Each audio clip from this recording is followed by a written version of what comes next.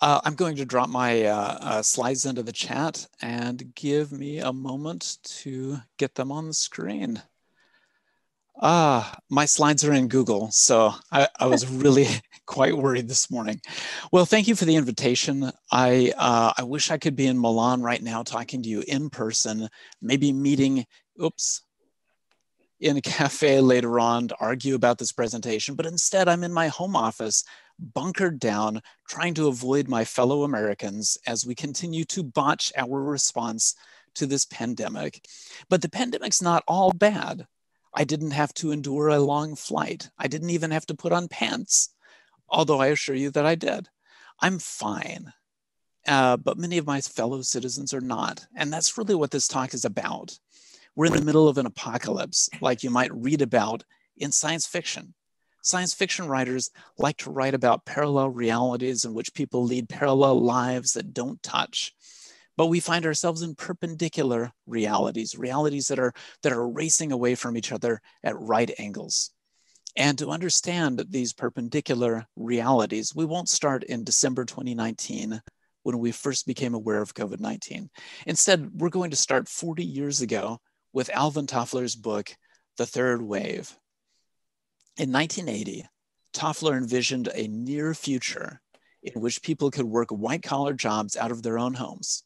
His vision was ideal, idyllic, generating more solid ties and more solidarity, especially domestically. He imagined couples sharing jobs. He imagined people putting together cottage industries so they could work out of their own homes. But for most of us, this was a fantasy. We kept driving to work. We kept coexisting with other workers and offices. People did try to work from home, and many of them hated it. And that's why we saw co-working explode in the late 2000s. You may have heard about it. But many of us still physically gathered in our traditional workplaces. And then once COVID struck, we had to stay home or work dangerously or not work at all. Now, for my home city, Austin, a large percentage of people could work safely at home. Partly that's because Austin is well positioned for post-bureaucratic work. For instance, non-employer firms, firms with no employees, independents, or small partnerships grew 64% from 2002 to 2008. These firms were made of graphic designers or search engine optimization specialists or independent contractors, and they could now assemble networks of subcontractors to do the work that was once done by a more established firm.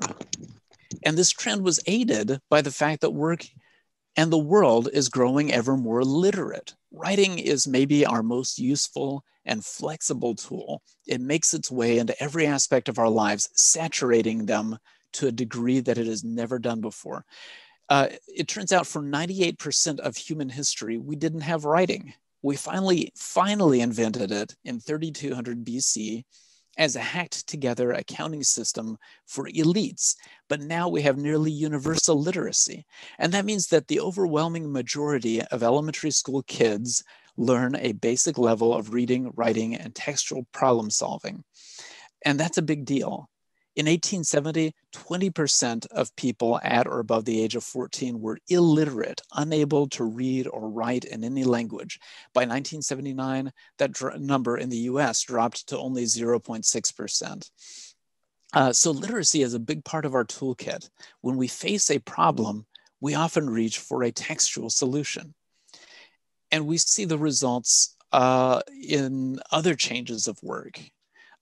Just looking at statistics, again from the US, in 1800, over 40% of US jobs were agricultural. In 1870, about 60% of US jobs were manufacturing jobs. Now, both of these classes of work are trending downward. And we see a spike in knowledge-based work and creative work and low-wage service work. Agriculture and manufacturing are still important, but they've been systematized to the point where they're remarkably productive without a large percentage of workers. Instead, those workers have flooded to these other two areas. High-paying jobs are concentrated in knowledge work, work that involves analyzing and transforming knowledge, work that uses those important literacy skills. Now, part of the reason knowledge work has spiked is that it has the infrastructure to do so. We're suffused with information and communication infrastructure wherever we go. And one example is mobility. Mobility has changed globally. When the offices closed due to COVID, many workers just grabbed their laptops, their iPads, and their work phones and relocated home. By 2024, our next presidential election, if we have one, there will be 8.9 billion mobile subscriptions, far more than individuals. So for many of us, COVID means moving our work home, but not for everyone. And that means that socially, COVID has split us not into parallel realities, but into perpendicular realities, not realities that live alongside each other without touching, but realities that race away from each other at right angles. And they look like this. This is the so-called K-shaped recovery, rather than a U or a V shape in which we all face pain and recover together. On the right side of the K, one line races upward, showing the rapid recovery of technology, retail, and software services. Another side races downward, showing the decline of travel, entertainment, hospitality, and food services. Here they are, the upward and downward slopes of the K. On the upward slope are knowledge work, services at a distance, and the relatively dangerous delivery services and essential services. On the downward slope are jobs that are not essential and that can't be distanced. Personal services such as haircuts, nails, yoga studios, but also travel, in-person entertainment, hospitality, and food services. Because these two realities are racing away from each other, they are largely invisible to each other. So let's explore these. First, the view from the upward slope. This is, by the way, this is where I am. Yeah, on the upward slope, home offices either exist or we hurriedly assemble them. I'm currently broadcasting out of my bedroom. That's my office during the day. We all have broadband, we have devices, there's no commuting, so we've recovered time and fuel expenses. We work in casual clothes. My neighbor, who is in financial services, has worn basketball shorts every day since March. I've never seen him so relaxed. And we have more time with family. The families on our block are with their kids and each other every day. And since they're not spending money on fuel and restaurants, US saving rates are spiking. Even the US stock market has recovered. For the upward slope, stocks and retirement funds are performing well. Now, things aren't perfect. You can imagine the problems for fragile and troubled families who spend all of their time together. And solidarity at work is a challenge too. We can easily communicate and coordinate over distance. We've got Zoom, Discord, Slack, but collaborating, working with others towards a shared objective is more difficult. And not everyone has developed the strategies to do it well. Just a simple example, in a conventional co-located classroom, the students who sit on the front row have learned how to look interested. They look like this. And this helps the teacher's performance. But on Zoom, everyone is in the front row and they have not learned how to perform interest. They look more like they're watching Netflix. It's dispiriting. Still, all in all, things are going relatively well on the upward slope. But the downward slope is a different story altogether. Unemployment claims spiked after the March shutdown, with over 44 million Americans out of work. As you would expect, leisure and hospitality and trade were hardest hit. For leisure and hospitality, unemployment hit 39% in April. 2 in 5 people in that industry were out of work. And as always seems to happen, non-white Americans suffered at a higher rate than whites. Cases, hospitalizations, deaths. And as these two slopes race away from each other, solidarity disintegrates. They simply have different problems. On the upward slope, we struggle with loneliness and boredom, but conforming to the COVID regime makes good sense. On the downward slope, people have lost their jobs, their livelihood, their houses. The ones who have jobs must risk their health to work those jobs, and conforming to the COVID regimen makes terrible sense. When bars and restaurants close, those people can't work. According to one article, quoted right here, our Federal Reserve Chairman Jerome Powell said, "The pandemic has accelerated existing trends in the economy and society, including the increasing use of technology, telework, and automation. This will have lasting effects on how people live and work." So how did we get here? Even before Toffler wrote about the electronic cottage in 1980, we saw the beginnings of 4 specific changes in labor. Changes to labor's object, division, organization, and location. And we'll take these in order. First, the object of labor. Increasingly, for some of us, the object of our labor is now representations, words and numbers that represent something else. As I mentioned, when you have a highly literate population, when they see a problem, they reach for a textual solution, a representation. And those representations are now much easier to circulate than they used to be because of the explosion of information and communication technologies. We have thousands of ways to quickly and cheaply share them and, importantly, to combine them. As we saw earlier, in 1800, over 40% of the US labor force was focused on agricultural work, crops and livestock. Now it's under 1%. This amazes me every time I say it. Fewer than 1% of us feed the rest of us. By 1860, over 60% of the workforce was in manufacturing. Now it's just over 20%. The majority of the labor force is either in service work, barbers, restaurant staff, cashiers, or knowledge work, transforming and processing representations. And because we have over 99% literacy, because information communication technologies have expanded radically, the cost of sharing information has dropped and work has become more easily textualized. This means more labor is focused on representations, which are progressively transformed by intersecting fields and disciplines. That means they are emergent. They are something that can't be contained within one person's knowledge base or one person's discipline. The value of these representations comes from transforming them across different areas of expertise by temporarily combining disparate specialties to create new, unique solutions.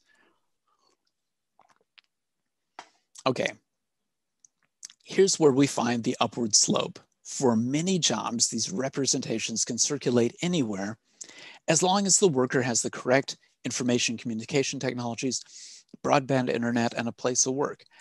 Workers were already set up for mutual adjustment and could substitute technologies such as video conferencing for in-person duties. Great. But on the downward slope, workers had to deal, at least in part, with things or personal services, both of which required co-location. The second change is the division of labor. Since work is increasingly textualized, increasingly about representations, these representations are often more tractable to algorithmic approaches. That means that some work could be made generic, algorithmic, offloadable, de-skilled. It could be given to non-humans, such as machines, or lower skilled humans, such as interns. Other work is self-programmable labor, addressable only by a trained or professionalized human being. These distinctions are made, of course, by Manuel Castells. And here's a quick comparison between the two types of labor. Generic is low-skilled, self-programmable is multi-skilled. Automated or low-cost versus done by specialists, focusing on tasks versus a goal and generating your own tasks, routine and repetitive versus problem solving, creating knowledge. And I won't read the rest to you. I'll just add terminal learning versus lifelong learning. Two very different modes of work. And importantly, these two types of labor are not strictly bounded and separated. This is a study I did of search engine optimization about 10 years ago. SEO specialists face an ever-changing landscape requiring them to constantly innovate, to deal with self-programmable labor. To deal with this constant innovation, they would develop routines that they could either automate or outsource to interns, creating generic labor. And this opened up time to address new challenges. That is, today's self-programmable labor becomes tomorrow's generic labor, so the specialists can take on new, unique challenges. And we've seen this trend across the landscape of knowledge work. Over the past 50 years, organizations have outsourced non-core functions as well as automating routine labor. Now, one example is that of online labor markets such as Upwork, which outsource both macro tasks, that is to say, self-programmable labor, outsourcing for expertise, and micro tasks, generic labor, outsourcing for capacity. I want to draw your attention to the paper in the lower left corner, where Laura Sapanen and colleagues examined how online labor markets interact with Nordic working life.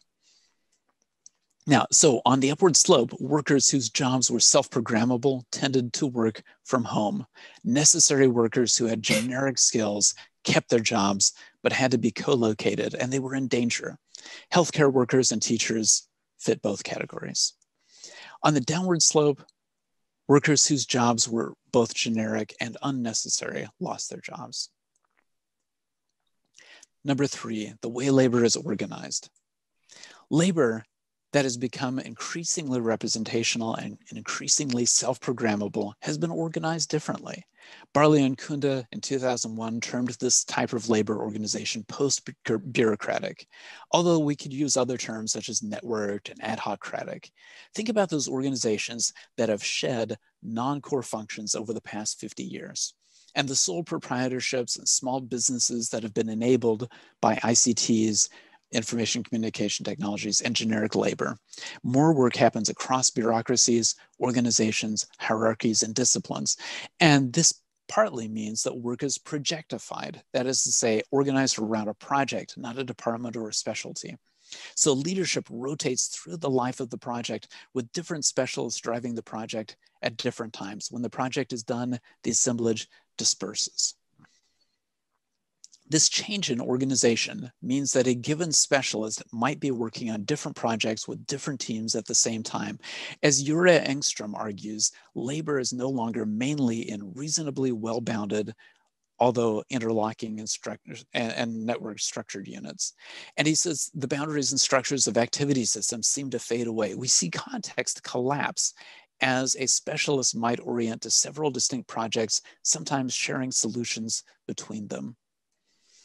Here's a diagram from a paper that David Guile at University College London and I recently wrote. Hopefully none of you are reviewing it. The circle at the top left represents how an initiating entity sees the project's object. As that entity brings in other entities with different specializations, they see the object of labor differently from within their specialties. And these objects are not equal. They cohere only loosely. The more specialists that are brought in, the more diverse their conceptions and enactments of the object will be.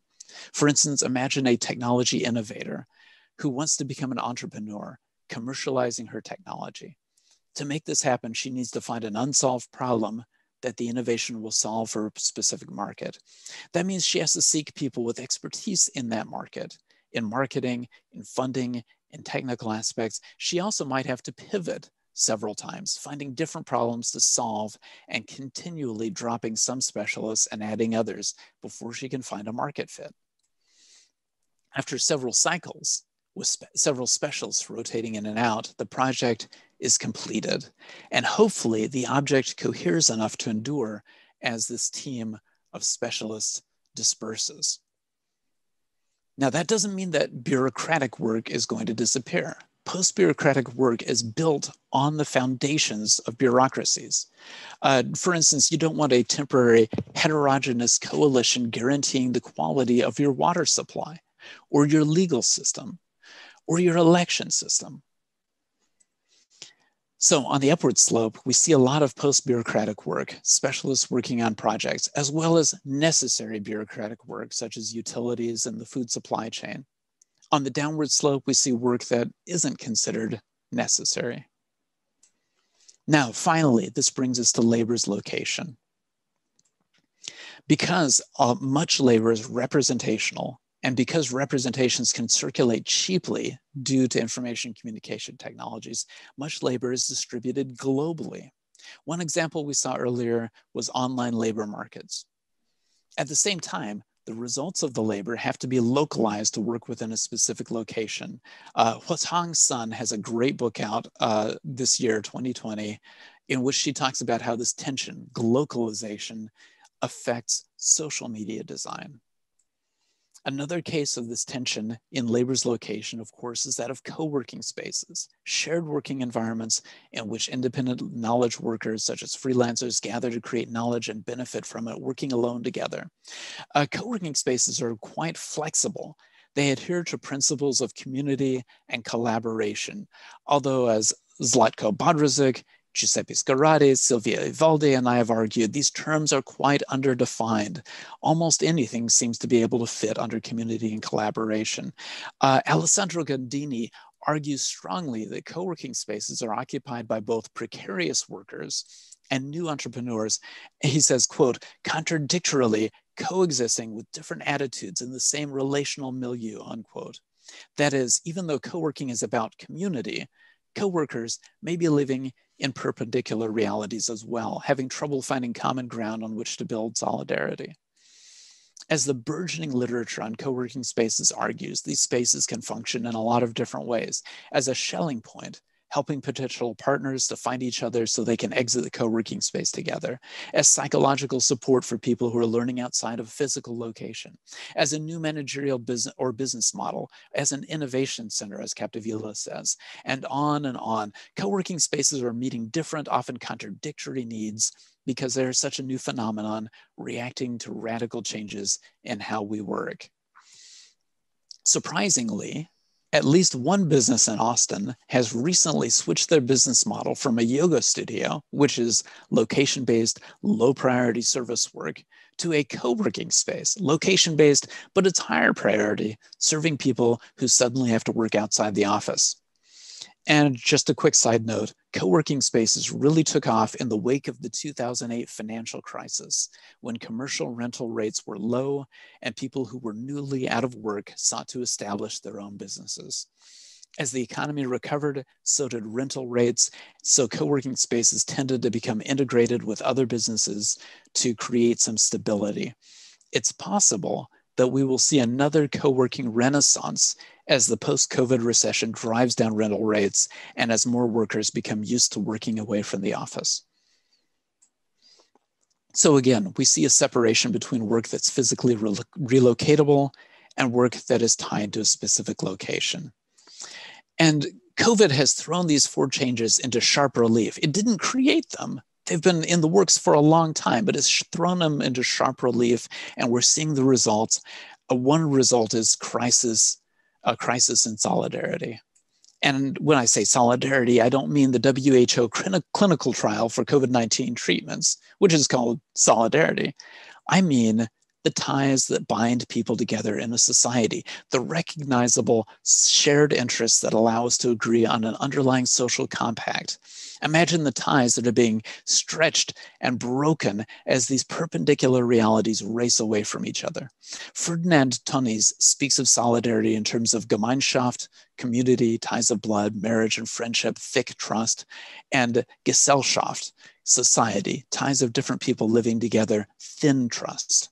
Paul Adler and Charles Heckscher pick up this distinction. They offer a third type of community, collaborative community, quote, a framework for trust in dynamic and diverse relationships, reconciling greater degrees of both solidarity and autonomy, unquote. And this requires swift trust. Quote, a collaborative community emerges when a collectivity engages cooperative, interdependent activity toward a common object, unquote. Now, my colleagues and I used this distinction when examining co-working spaces in the late 2010s, and we found that although the co-working community idealizes collaborative community, many leaned toward Gesellschaft, in which a dominant actor underwrote the co-working space, and lateral co-working relationships were based on institutional or transactional considerations. That is, co-working's month-to-month subscription model was simply not stable enough, and place the financial risk on the co-working site's operator. To defray that risk, co-working sites tended to integrate with other related businesses, such as conventional office leasing or event spaces or entrepreneur incubators, creating a more stable but more institutional or transactional relationship. In co-working spaces and other arrangements optimized for post-bureaucratic work, we find that the object is typically emergent, tacitly defined, and defined externally. It's a collaboration with others outside the actor's specialty. And that means it's at the top right quadrant, characterized by cross-specialization projects, emerging values, and swift trust. Yet, these collaborations are built on networks that cover much ground with largely empty space. In more concrete terms, someone working out of their own home may have more solidarity with others who are kilometers or continents away than they do with people on their own street. And we see the results in the US right now.